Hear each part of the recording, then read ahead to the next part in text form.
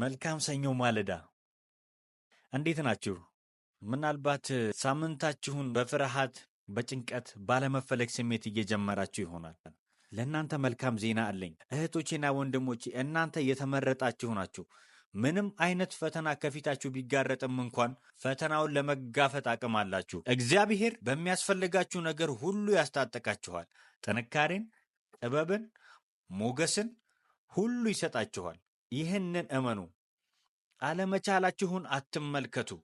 የክርስቶስን ኤልሻዳይነትና በዚህ ሳምንት የሚሰጣችሁን እዩ። ያልተዘጋጃችሁበት ምንም አይነት ነገር ከፊታችሁ አይኖርም። በራስ በመተማመን ውጡ። ምክንያቱም እናንተ የምትራመዱት በመለኮታዊ እርዳታ ነው። የእግዚአብሔር ቃል ሲናገር ፊልጵስዩስ ምዕራፍ 4 ቁጥር 13 ላይ እንዲህ ይላል፣ ኃይልን በሚሰጠኝ በክርስቶስ ሁሉን እችላለሁ ይላል። በእናንተ ውስጥ ያለው ክርስቶስ ይህ ነው። ለሚያምን ሁሉ ይቻለዋል።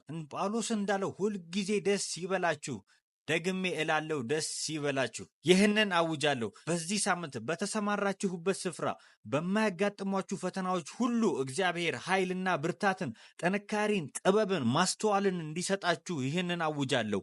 በመንገዳችሁ ላይ የሚያጋጥማችሁ ማንኛውም መሰናክል በመለኮታዊ ኃይልና ጥንካሬ ትሻገራላችሁ። አሁን ከዚህ ቃል የተነሳ ሐሴት እያደረጋችሁ ነው። ምክንያቱም የእግዚአብሔር መንፈስ በሥራ ላይ ነው። የእግዚአብሔር መንፈስ በሳምንታችሁ ላይ ድልን እንድትቀናጁና ሕያው ምስክር እንድትሆኑ ያግዛችኋል። እግዚአብሔር ይባርካችሁ።